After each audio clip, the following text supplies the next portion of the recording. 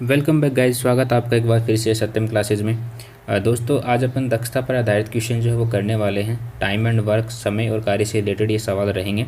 और यहाँ पर इस टाइप के जो सवाल हैं वो एग्जाम में आपको बहुत बार देखने को मिलते हैं और बच्चे जो वो क्या हो जाते हैं, कन्फ्यूज़ हो जाते हैं। तो आपको घबराने की बिल्कुल भी ज़रूरत नहीं है। आपको बिल्कुल बेसिक तरीके से यहाँ पर सवाल आपको करवाए जाएंगे और उम्मीद है कि आपको अब तक जितने भी मैंने सवाल करवाए हैं टाइम एंड वर्क से वो आपको समझ आए होंगे। और अगर आपको फिर भी किसी टाइप की कोई दिक्कत आ रही है सवालों में तो आप हमें कमेंट करके सवाल पूछ सकते हैं। ओके, जिस किसी सवाल में आपको दिक्कत आ रही है आप वही सवाल जो हमें क्या कर सकते हैं, पूछ सकते हैं। अब देखिए प्यारे बच्चों, दक्षता पर आधारित का मतलब दक्षता पर आधारित क्वेश्चन जो वो किस तरीके से होते हैं। दक्षता का मतलब होता है किसी व्यक्ति के कार्य करने की दर। दर का मतलब होता है कि एक व्यक्ति जो वो 1 घंटे में कितना कार्य जो वो कर सकता है, प्रति घंटे वो व्यक्ति कितना कार्य कर सकता है, यही क्या होती है, उसकी दक्षता होती है। दक्षता को हम एक तरीके से क्षमता से भी रिलेट कर सकते हैं, जो व्यक्ति की क्षमता होती है, मतलब कोई व्यक्ति जो वो कितना पावरफुल होता है। तो यहाँ पर मैं एक चीज़ और इंक्लूड करूँगा, कोई व्यक्ति कितना पावरफुल होता है ये मायने नहीं रखता है। मायने रखता है कि वो आदमी पावरफुल होने के साथ साथ उसमें जो दिमाग है वो कितना है, कितना इंटेलिजेंट है वो व्यक्ति, है ना। और इसके लिए आपको एक छोटी सी स्टोरी मैं यहाँ पे ऐड करूँगा। स्टोरी क्या है कि एक बार क्या हुआ कि एक गांव के अंदर एक प्रतियोगिता हुई, उसमें 2 व्यक्तियों को बुलाया गया। हालांकि उस प्रतियोगिता में हर कोई व्यक्ति जो हिस्सा ले सकता था, ऐसी कोई बात नहीं है, लेकिन जब उनको बुलाया गया उन 2 व्यक्तियों को, उस प्रतियोगिता में 2 व्यक्तियों का चयन हुआ। कोई कंपटीशन रहा होगा तो उसमें 2 व्यक्तियों का ही चयन हुआ। एक मोटा ठाडा व्यक्ति था और एक पतला व्यक्ति था। उनको एक पेड़ काटने के लिए बोला गया। तो जो मोटा व्यक्ति था इसकी जीत संभव थी, ऐसा सभी को लग रहा था, लेकिन बाद में जीतता कौन है, पतला वाला व्यक्ति। क्यों जीतता है? क्योंकि इसने अपनी बुद्धि का प्रयोग वहाँ पर किया था। तो आदमी का पतला होना ही मोटा होना मतलब पावरफुल होना ज़रूरी नहीं है, उसका बुद्धिमान होना ज़रूरी है।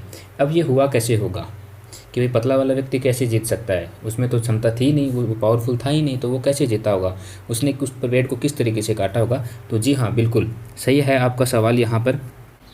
तो उसने उस पेड़ को किस तरीके से काटा, उसने काटा कि जब ये मोटा वाला व्यक्ति जो है ये उस पेड़ को काट रहा था, जब उसने काटना स्टार्ट किया था तब इस व्यक्ति ने की नज़र जो वो उस कुल्हाड़ी पर पड़ी, उस कुल्हाड़ी पर पड़ी जो क्या थी, धारदार नहीं थी। वो कुल्हाड़ी जो इन दोनों को दी गई थी वो धारदार नहीं थी। तो इस पतले वाले व्यक्ति ने अपना दिमाग लगा के उस कुल्हाड़ी को पहले धार किया, मतलब उसको पहना किया, ताकि वो पेड़ पर जब भी चले तो उसको अच्छे से काट पाए। अब जब ये व्यक्ति 10 बार उस पेड़ पे कर रहा था तो इस पतले वाले व्यक्ति की कुल्हाड़ी जो धारदार बन चुकी थी उसका 1 बार उस पेड़ को काटने के लिए काफ़ी था। मतलब ये 10 चोट मार रहा है, वहाँ पर इसकी 1 चोट काफ़ी होती है। तो इस तरीके से उसने जो है, पतले वाले व्यक्ति ने, जिसके पास पावर नहीं थी, क्षमता नहीं थी, उसने उस पेड़ को सबसे पहले कट कर दिया। यहाँ पर यह कहानी आपको बताने के पीछे लॉजिक मेरा ये है कि आपको भी अपने आप को इसी तरीके से तैयार रखना है। जब एग्ज़ाम आए तब आप तैयारी करने दौड़ें, ये बेटर नहीं है। आपको डे पर डे आपको क्या करना है, पहले से तैयारी करते हुए चलना है। ओके, ताकि जब भी एग्ज़ाम आपके सामने होगा आप अपने आप को क्या पाओगे, एक तरीके से प्रिपेयर पाओगे, है ना। आपको अपने आप को क्या करना है, एक तरीके से तैयार करना है। और उसको तैयार करने के पीछे हम जब भी कोई कंपटीशन एग्ज़ाम दे रहे होते हैं तो हम तैयारी कर रहे होते हैं। ये तैयारी क्या है, ये वही है, उस कुल्हाड़ी की धार जो मैंने आपको अभी अभी इंक्लूड किया था, वो कुल्हाड़ी की धार जो है वही है ये। आप अपने आप को तैयार कर रहे हो ताकि जब भी एग्ज़ाम आए और आप उस पर क्या, उन जो क्वेश्चंस आपके सामने होंगे, चाहे वो मैथ्स के हो चाहे वो रीजनिंग के हो, आप उन पर धार फटाफट उस पर वार करके और उसको एग्ज़ाम को जो क्रैक कर सकते हैं। बिल्कुल ऐसा ही आपको करना है। अगर आपको किसी भी एग्ज़ाम को क्रैक करना है तो प्यारे बच्चों, आपको अभी से तैयारी करनी पड़ेगी। ये नहीं है कि आप जब एग्ज़ाम आए, जब नोटिफिकेशन आए, नोटिफिकेशन आने के बाद में आप फॉर्म फिल करोगे। जैसे एक एग्जांपल मैं यहाँ पर देता हूँ, 1 तारीख से कोई फॉर्म स्टार्ट हुआ, 30 तारीख को फॉर्म कंप्लीट हो गया। फिर ये नहीं है कि आपने इस फॉर्म को जो है वो यहाँ पर फॉर्म को, एप्लीकेशन को जो है उसको लगाया है, आपने 30 तक वेट किया, उसके बाद आने वाली 1 तारीख से आप तैयारी स्टार्ट कर रहे हो। नहीं, पहली चीज़ तो ये है कि जब भी नोटिफिकेशन रिलीज़ हो जाए उसी दिन से आप तैयारी स्टार्ट कर दो। पर ऐसा तो है नहीं, देखो ऐसा तो है नहीं कि जिस दिन नोटिफिकेशन रिलीज़ होगा उसी दिन आपको पता चलेगा। कोई भी वैकेंसी जब भी रिलीज़ होती है उसके 2 या 3 महीने पहले 2 या 3 महीने पहले उसका नोटिस आता है छोटा सा कि आने वाले समय में ये वैकेंसी जो है कंडक्ट करवाई जा सकती है। तो आपको तभी से वो क्या करना है, आपकी तैयारी स्टार्ट कर देनी है। किसी भी एग्ज़ाम को क्रैक करने के लिए प्यारे बच्चों मिनिमम 6 महीने की तैयारी जो वो अवश्य चाहिए होती है। कुछ बच्चे ऐसे होते हैं जो ये बोलते हैं कि मैंने तो 4 महीने की तैयारी करी, मैंने तो 3 महीने की तैयारी करी। नहीं, ये सत्य नहीं है। सत्य क्या है? सत्य ये है कि वो जो लोग बाग हैं वो पहले तैयारी कर चुके होते हैं थोड़ी बहुत, और उसके बाद वो जो है उन चीज़ों से कनेक्ट रहते हैं। उन चीज़ों से भले वो किसी काम पर जाते हो, कुछ जॉब वगैरह करते हो, लेकिन वो हमेशा उन चीज़ों से हमें कनेक्ट रहते हैं। और जैसे वो कनेक्ट रहते हैं तो मतलब क्या है, वो डेली उस पर थोड़ा थोड़ा काम जो है वो कर रहे हैं। इसका मतलब ये है कि वो कनेक्ट तो हैं उन चीज़ों से। तो मोटा मोटा ये है कि जब नोटिफिकेशन आ जाता है, जब एग्ज़ाम होने वाला होता है, उस टाइम पर वो लोग थोड़ा सा प्रिपरेशन पर ज़्यादा फोकस हो जाते हैं और बोल देते हैं कि भाई हमने तो 3 महीने या फिर 4 महीने ही तैयारी करी थी। ऐसा बिल्कुल भी नहीं होता है। ओके, तो आपको किसी भी एग्ज़ाम को क्रैक करने के लिए 6 महीने की तैयारी चाहिए ही होगी, है ना। और आने वाले समय में मैं आपको स्ट्रेटजी प्लान जो है वो भी बताऊंगा कि आपको किस तरीके से किस सेक्शन को पढ़ना है और जो काम है अपना वो किस तरीके से करना है। ओके प्यारे बच्चों, सो आज अपन क्षमता पर आधारित क्वेश्चन जो है वो इस तरीके से करेंगे। देखिए पहला सवाल जो है वो क्या है, कहा गया है कि ए और बी किसी काम को एक साथ मिलकर के 18 दिन में समाप्त करते हैं। यदि ए बी से 20% अधिक कार्य करने में दक्ष है तो बताइए कि ए अकेला उस कार्य कितने दिनों में समाप्त कर सकता है। ये कोई बंदा ए है, ये कोई बंदा बी है। बी की क्षमता मैंने मानी कि 100 है, ये एक दिन में 100 काम कर सकता है, लेकिन सवाल ने बोला है कि ए जो है वो बी से 20% अधिक कार्यकुशल है। इसका मतलब ये है कि ये उस दिन में 120 काम कर सकता है। सिंपल सा आप समझिए, एक बी नाम का जो व्यक्ति है वो एक दिन में 100 ईंटें लगा सकता है और ए नाम का व्यक्ति जो है वो क्या कर सकता है, 120 ईंटें वहाँ पर लगा सकता है।